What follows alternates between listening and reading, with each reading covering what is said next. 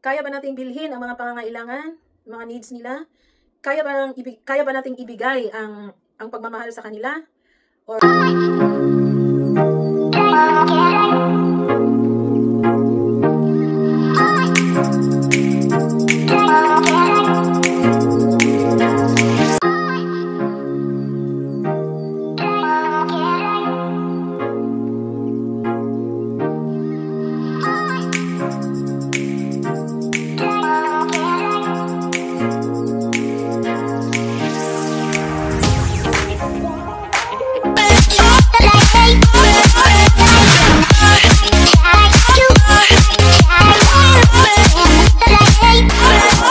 natin.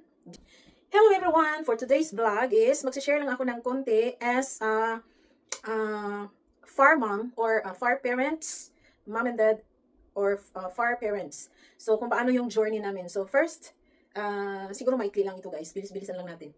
So first, sa mga hindi pa nakaranas, hindi pa naka-experience ng mag-alaga ng mga pusa or mga doggies or kahit ano pa man yan na mga animals na pets.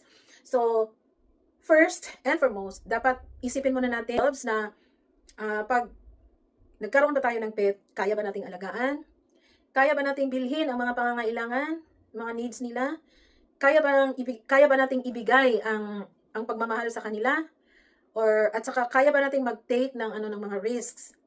Kasi pag nag-ano tayo ng mga pets, parang magiging anak na din natin yan. So kapamilya na din natin, 'di ba? So pag tingin natin, so kaya magta-travel tayo sa ibang bansa tapos walang maiiwanan. So parang maiistorbo tayo, ganyan. So a lot of things na tignan natin kung kayang-kaya natin mahanapan ng paraan. Then go. Why not, 'di ba? So kami, iba naman ang case namin. Kasi nung pandemic na nabili namin yan si Yuyo, yung gray. So si Yuyo naman ay lalaki, is siya, moon chicken. So nabili namin siya nung pandemic kasi nga dahil sa anak ko, dahil the only one siya. At saka kami ng asawa ko, wala kami sa bahay everyday. Ako naman nag-work pa that time. Is a full-time working mom pala. So mag-iisa lang yung anak ko. So pagkatapos ng online class niya, kasi nga nauso yung online class noon. Pagkatapos ng online class niya, nagdo-drawing siya kung ano mga ginagawa niya. Nauubusan pa din siya ng ng mapaglibangan. Tapos hindi pa ako nakauwi ng bahay. So nanonood siya ng YouTube. So sa kapanood niya ng YouTube, yung mga pusa pala ang pinapanood niya. Yung mga pusa na pinapanood niya, lahat yun may mga breeds. Like moon chicken, ragdolls, Persian, o ano pa naman, basta mga indoor cats ang mga pinanood niya. Tapos one day, sabi niya, magpabili daw siya sa amin ng gusto niya magpabili ng cat, tapos gusto niya ragdoll, moon chicken, or ano pa yan. Tapos, ako, wala akong say doon. Hindi ako disagree, hindi rin ako nag-agree. Basta, mutual lang. Kumbaga, neutral pala. So, pero yung asawa ko talagang 100% disagree siya. Di ko alam bakit siya nagdi-disagree that time. Pero, syempre, mahal niya yung pag ang anak ko kasi may hinihingi sa kanya, hindi niya matiis yan, wala pa noon, maliit yan. So, siguro after few months lang, ayun, nag-decide na siya na, sige, bilhan na lang. Tapos may pinakita sa amin yung isang Pinay na kaibigan namin, na meron daw free na ibibigay sa amin na pusa. Tapos sabi naman niya, sige, paki-picture naman kasi gusto makita ng anak namin. So, ngayon, pinicturean niya, sabi niya, 2 pa nga daw ang ibigay. Pero nung pinicturean niya, ayaw ng anak ko. So, noon umiyak siya, sabi niya, hindi daw yan ang gusto niya. So, wala kaming nagawa. No choice din yung asawa ko. So, yung gusto talaga niya, ang binili para sa kanya. So, di ba, tuwang-tuwa siya. Pero, okay lang sa amin yun, nung ipa-immunize natin, normal lang yun. Bilhan ng pagkain na masarap, mga pang-snacks, yung mga, mga stuff niya. So, kung ano binibili namin noon, may mga tower, may mga tunnel, basta anything na maging masaya lang si Yuyo. Tapos, kalaunan, after a few months, ayan na naman, sabi na naman niya, nagdagan ng isa. Gusto niya may kalaro. Ayan, bumili na naman. So, yun, binili namin si Yoshi, yung puti. Babae yun. So, yan si Yoshi? Ragdoll naman yun. So, napakamahal din yun. So, bawat isa sa kanila, nag-aano ng mga 2 million plus. Tapos, hindi pa kasama doon ang insurance. Kasi nung binili namin si Yuyo, may insurance yun. So, yun. So, na si Yuyo ngayon, mga 4 years, mahigit na. Kasi, namin binili yun eh. Parang 2021 yata. December 25. Kung hindi ako nagkakamali. So, yun. So, ngayon, actually, wala talaga sa isip ko, even in my dreams. Hindi ako mapet na tao, hindi ako pet lover talaga. Pero yun pala, pag yung binili na natin, tapos inaalagaan na natin, talagang mapamahal na pala sila sa atin. So ngayon, parang ang turing namin sa kanila, talagang kapamilya na talaga, nag-aalala kami pag may nararamdaman, pag hindi kumakain, super, pero hindi naman, wala namang ganyang cases. So, So pag something na may nararamdaman sila, tinatakbo ko kaagad-agad sa sa clinic talaga. Kasi natatakot din ako. Tapos imagine niyo naman, 5 na sila ngayon kasi yung 3 doon sa mini warehouse namin, anak ni Yuyu at Yushi yun. So 3 sila. Sa awa ng Diyos, alhamdulillah. So they are beautiful and healthy naman. So lahat naman sila healthy. At saka playful sila ba yung gano'n naman talaga mga pusa, mas gusto nila na maglaro ganun. So nakakaaliw, nakakatanggal ng stress, nakakatanggal ng pagod, literally.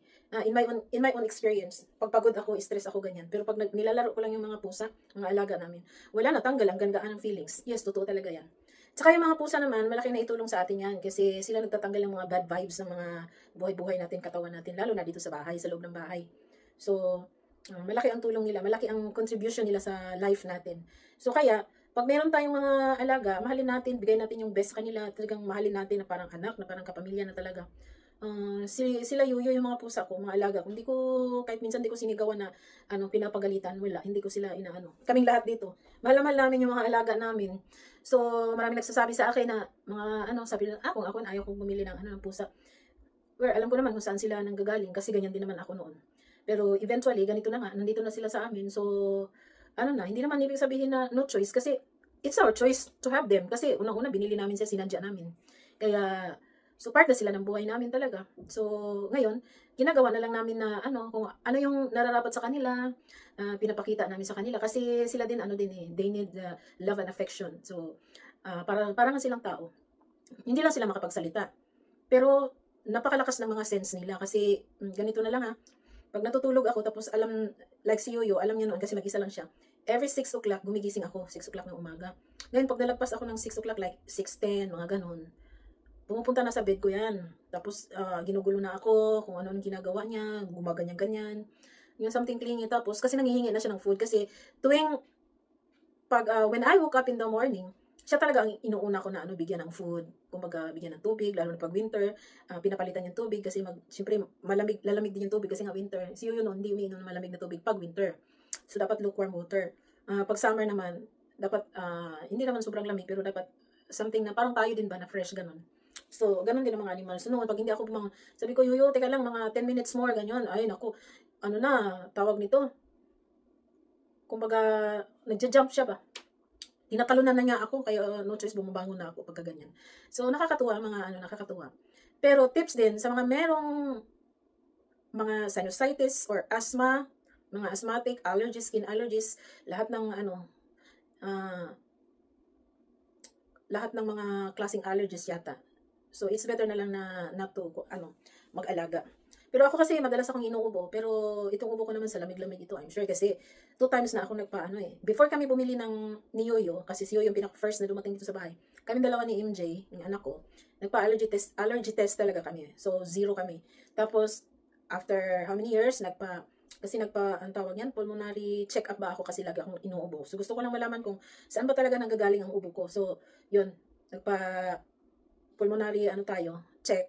Tapos, doon, lahat ng mga allergies, tini-check na. So, nag-test allergies din ako doon. So, zeros po, wala po akong allergy sa balahibo ng pusa, sa aso, sa, sa mga kalabaw, kabayo, mga fallen leaves, wala na, okay na. Pero before, grabe din ang sinusitis ko. Pero, sa awa ng Diyos, alhamdulillah, naging okay na ngayon. Ang boses ko noon, hindi ito ang boses ko noon. Para bang yung, merong something na, ganun ang boses ko. So, yun. So, sa awa ng Diyos, alhamdulillah. So, back to normal na tayo. Pero, lagi akong every weekend nasa ENT ako kasi yun nga, mahirap nga pag umatake yung allergy ko noon, mata ko nagluluha, tapos sakit ng ulo ko, umabot pa nga nagmanas ang ko, hindi ko mahawakan yung mga ganito ko kahit nga sobrang allergy. Pero hindi lang ako nagre-rely sa medication ng doktor. Meron din akong tinitake na mga natural. So yung natural ko, hindi ko naman inaano dito pinopromote, pero si-share ko lang yung products ng, kung sinong nakakaalam dito, yung 4Life products from America. So, yun lang ang tinitake ko. Pero nung una, ng mga siguro, 1 month to 3 months, grabe ang healing process. Mas lalong feeling ko, mas lalong akong nagkakasakit, mas lalong gumagrabe yung sinusitis ko. Pero tiniis ko lang. Pag hindi ko kaya, tumatakbo lang ako sa hospital, tapos ini-injectionan ako, i-relieve na naman ganun. Pero hindi ko, kumbaga, ang medication ko at saka yung natural, join yun. Tinitake kong yun, sabay-sabay, hindi ko sinasabi ng doktor. Pero ngayon, siguro mga after 5 years, matagal din. So, napakalaking gastos sa tutuusin, pero syempre naman kung nag-i-invest tayo sa ibang bagay, of course, mag-i-invest din tayo para sa health natin, di ba? So, yun. Ngayon, alhamdulillah, hindi ko na masyadong nararamdaman yung sinusitis ko. minsan na lang yung ubo-ubo kasi dahil sa lamig-lamig, lalo ngayon na winter, malamig ang ano sa labas, kaya hindi natin maiwasan magkaroon tayo ng ubo talaga, ganun. So, yun lang ang sinishare ko. So, ngayon, I'm sure happy naman yung mga cats namin with us. Tsaka kami din happy naman with them naman din. So, yun lang, basta alhamdulillah, inshallah, si Allah na ang bahala. God knows kung paano namin sila itataguyod, ganyan. Kasi 5 po sila. So, there are 5 cats. So, hindi po biro yan. Sobrang magastos sa pagkain, sa litter box. Yung ilalagay na sand sa litter box, of course, mahal din yun. So, 5 sila. Ang lakas pa naman kumain mga yon. Tapos, pabalik-balik sila sa CR, ganun. So, yan. So, hindi lang sa financial. Of course, nag-i-effort din ako ng time para sa paglinis ng mga bahay nila, tanggalin yung mga balahibo, tapos lilinisan yung mga litter box nila. Everyday yun. Pero once a day lang naman. Pero kailangan. Pero kung depende rin kung may time na busy talaga, so pagkatapos ng dalawang araw saka ko sila malilinisan. Pero sindam lang yun, like today na hindi kami pumunta doon sa warehouse namin. So medyo na yan, medyo marami-rami na yung mga deposit nila doon. So bukas ko nalilinisin. At saka yung mga pusa, sobrang linis nila. Pag feeling nila na medyo, tawag dito, medyo madumi, hindi sila pumapasok, tinitiis nila yung nila, hindi sila iihip, hindi sila pupupo, ganun. So, nakakaawa din. So, yun lang ang tips ko sa mga gustong mag-alaga ng ng mga pets, or sa gustong mag-alaga na may allergy. So, wag po talaga, don't do that. Don't do that. At saka, yun, sa mga gustong mag-alaga, yun, tanungin muna natin yung sarili nito kung kaya ba natin. Kung kaya ba natin silang i-insert, isama sa everyday routine natin. So, yun lang naman. So, thank you very much sa panonood ng aking yaw-yawan version. May pahabol pa pala. So, sa mga nag-alaga dyan ng mga pets, kahit ano pa man yan, na klaseng hayop. Pag one day, isang araw lang hindi sila kumakain, huwag na natin hintayin ng another 2 days, pang 3 days, ganun. Tapos magtatanong-tanong tayo kung anong pwedeng nito, solusyon, bakit hindi ayaw silang kumain. Sa mga may alam, magpo-post pa tayo minsan sa Facebook. Sa mga may alam, comment kayo dyan. Comment kayo kung anong gagawin, anong pwedeng ipakain. Kasi yung mga animals, maiksi lang yung lifespan nila. So pag one day lang, so napakaraming na yan, mahaba na yung sacrifices sa kanila. Pag nakita natin na one day na ganyan, ino-observe natin, kung may time ka kinabukasan, dalhin mo na kaagad sa vet, doon sa clinic. Kasi, ang tanging nakakaalam lang ay ang vet. So, kasi yung mga nagko-comment, mga experience din nila yung sinishare nila. Pero wag na tayong maghintay dyan. Dalhin na natin doon sa vet para kung anong mga remedies na pwedeng i-apply sa katawan nila na para makasurvive sila. At least, maagapan ka agad. Hindi tayo malilate. Saka, yun. Yun lang ang siguro masasabi ko pag may mga pets tayo. So, hanggang dito na lang ang aking yaw-yawan. Again, thank you very much. At saka, see you around guys. God bless!